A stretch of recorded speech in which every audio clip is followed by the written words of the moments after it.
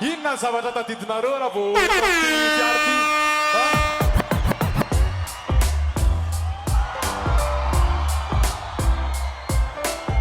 Io le fiary io a.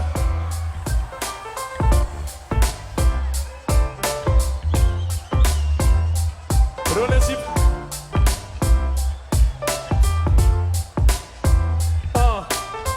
Yo.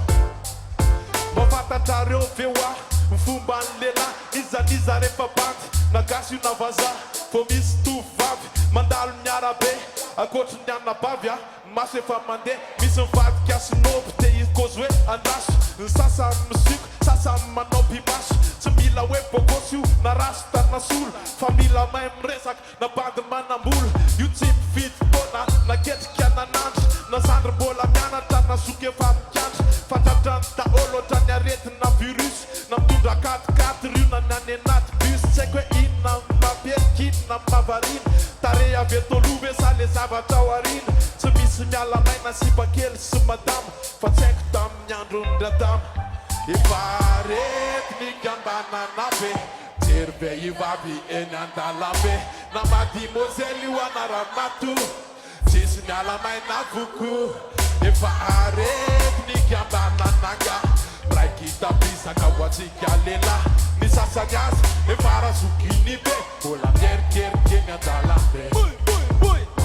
Raboussa fa tena trop marina tiako waya sur na tena bantikely io na efa razokony be mbola tsy miala ya normal natural fa sibapoingena ndray misy misetrasetra sibapoingena ndray misy misetrasetra raha DJ Dimme enokely ndray ngety enokely ty